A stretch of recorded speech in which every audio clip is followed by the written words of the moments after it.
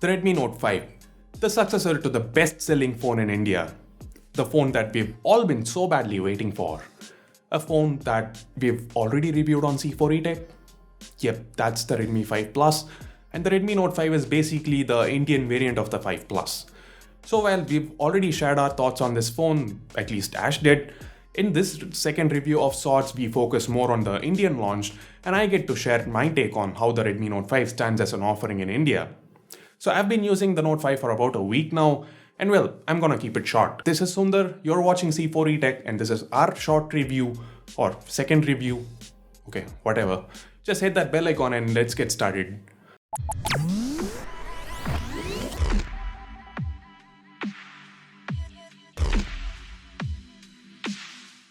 I mostly agree with Ash and a lot of you guys as well on the build and design aspect of the phone.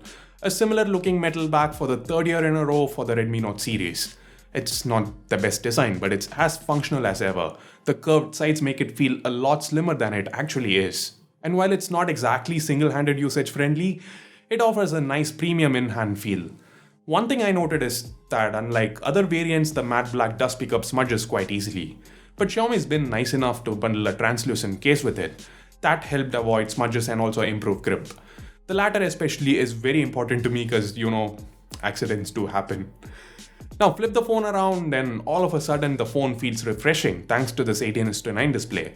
It's a 5.99-inch Full HD Plus IPS LCD panel, meaning the pixel density is over 400 pixels per inch. It's sharp and has got great viewing angles. The color reproduction is more natural, and the panel is brighter as well, so using it outdoors under the hot Chennai sun wasn't an issue during my time with the phone. Props to Xiaomi for adding an excellent panel to a budget phone. What hasn't changed from the Redmi Note 4 is the internals. Looks like Xiaomi's love affair with the Snapdragon 625 chip hasn't ended. Not yet at least. The Note 5 is still stuck with an almost 2-year-old chip. And while it's not a bad chip per se, we can't help but notice the difference in performance when we pit it against phones like the Honor 9 Lite with the Kirin 659 chip in a speed test comparison. Given that the Note 5 Pro has a much more powerful Snapdragon 636 chip, I feel they should have gone with at least a 630 here, and maybe charged 1k more. That's just my opinion. Do you agree with it? Let me know in the comments below.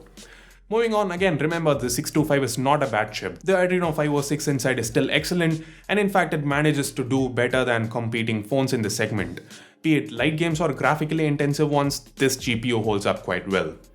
Talking about what the Note 5 does well, let's talk battery. Now, on paper the capacity has gone down by 100 mAh. That's like 2.5%, basically negligible.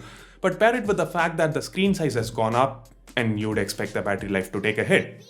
And it has, but it's nominal, and the Redmi Note 5 still easily manages to last a day and a half on a single charge. And that's better than most phones in this segment. My usage has been quite heavy so far.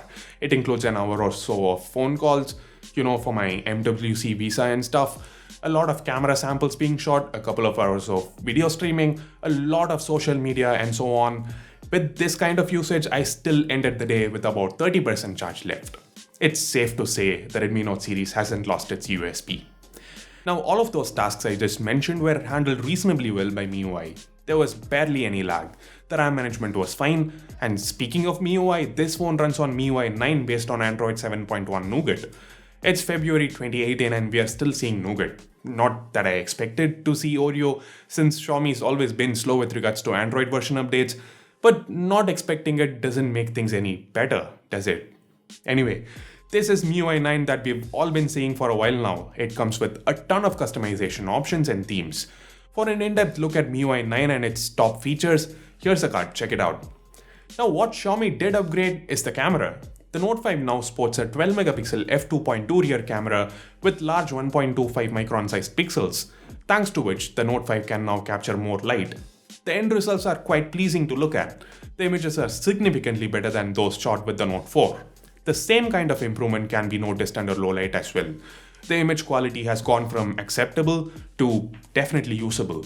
On paper, this camera seems to be identical to the one found on the Redmi Note 5 Pro, but the low light performance, while good, was a tad inferior to what we got with the Note 5 Pro. We weren't happy to leave it there. We wanted to know why and decided to dig deeper. And we found something weird. Here on the Redmi Note 5, the slowest auto shutter speed is limited to 1/17th of a second. On the Note 5 Pro, Xiaomi lets it go as long as 1/14th of a second. And fun fact, it goes even slower on the MIUI one up to 1/12th of a second.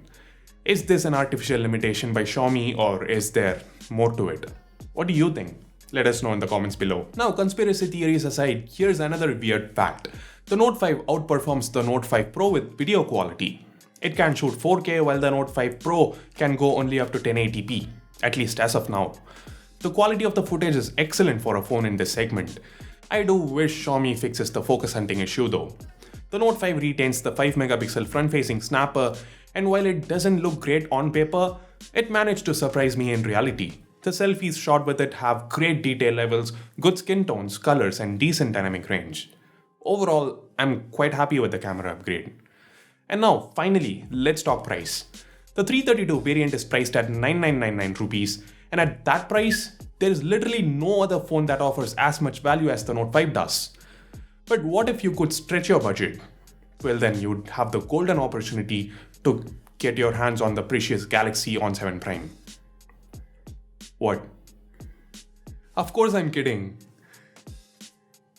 Guys, okay, jokes apart, the Note 5, like all Redmi Notes before it, offers great value, no question about it. It's a good phone that should serve you well. But the thing to note here is that while, say, last year the Note 4 was king of the segment, the Note 5 faces much stiffer competition, especially from Huawei and their Honor phones. Are you interested in seeing a full comparison? If yes, let me know in the comments below and we'll try to make it happen as soon as possible. Now, as for the 464 variant, which costs 11,999 rupees, once again, it's a stellar offering in case you need 64 gigs of storage. So that's it for my take on the Redmi Note 5. Do you agree with what I've had to say? Let me know in the comments below. Hit thumbs up and share this video if you found it useful.